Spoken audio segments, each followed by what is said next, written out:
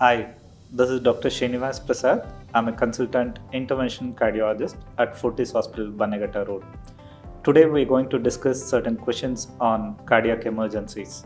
Basically, there are three types of cardiac emergencies: heart attack, acute heart failure, and rhythm disturbances. Heart attack occurs due to sudden stoppage of blood supply to the heart muscles. This can result in a severe pain, which is often prolonged to the patient, and it can be associated with sweating. Often, patients are quite distressed.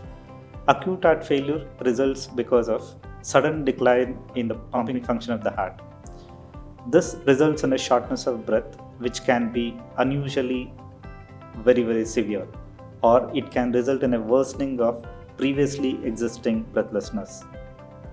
Rhythm disturbances can be because of two variants. One, the faster variant, which results in a palpitation. The second variant can be because of slow heart rate, which can result in a syncope or dizziness. It's a misconception that people think that cardiac emergencies occur out of blue. In our daily day-to-day practice, we keep seeing a lot of patients who did have certain warning signs before the cardiac events and which they had ignored of. I generally keep telling my patients that if at all if they develop any new symptom, be it a chest pain or a sweating or breathlessness during their activities, particularly when they are doing a walking for a shorter distance and so on, so they need to come back to the cardiac evaluation and get themselves checked. This will ensure that they can have a proper assessment and can avoid these cardiac emergencies. Often, cardiac symptoms are attributed to gastritis. Gastritis is a simple disorder which can be treated very well with a simple medications like antacids. If at all, if the symptoms are not completely relieved with your antacids, it's very important to go back to your cardiologist and get your heart checked. This is again one more misconception, saying that men do suffer from cardiac issues more often than women. In fact, the scientific data points out that the mortality and morbidity are similar among both men and women. The only difference is they present 5 to 10 years later than men. Symptomatically, one third of the women may not have a severe chest pain during an heart attack, and it becomes more important to evaluate them for the cardiac illness whenever they present with a moderate or less than severe chest pain as well.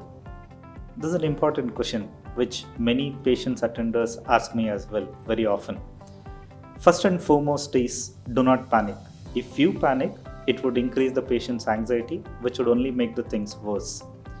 If aspirin and sorbitrate are available at home and the patient is having a lot of chest pain, you can give them safely. This would reduce the patient's symptom to a certain extent. But most important thing is to get the patient to the nearby hospital which can give you the cardiac care.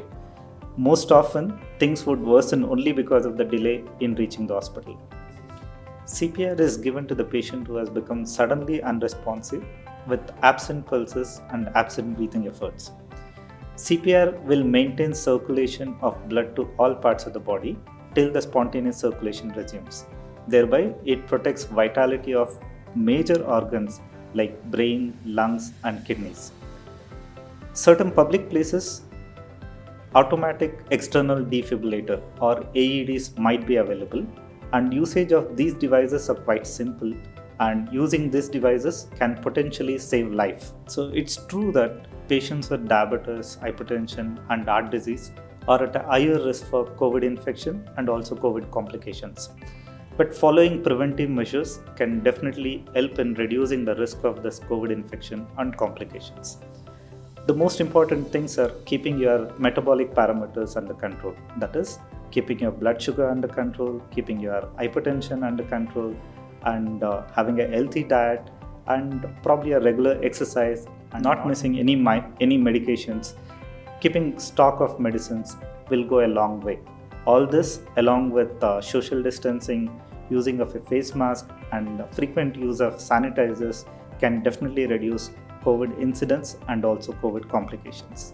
In case of any undue symptoms, so please do not ignore or do not delay seeking physical consultation, and please reach out to your doctor rather than delaying the consultation per se. So time is critical in cardiac emergencies. earlier the medical intervention, better are the chances of survival. So it's advisable not to delay seeking treatment by trying out all the remedies, especially in cases of cardiac emergencies. And even during this COVID times, it is the earlier medical help which is going to save the lives. Most of the people used to use public parks, gyms, or clubs for their daily exercise needs. However, with COVID around and enforced restriction, access to these public places have become difficult, leading on to more sedentary lifestyles.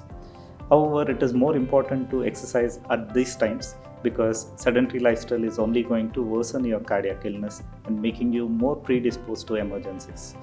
You can do your exercise at your home premises or at terrace or at balcony.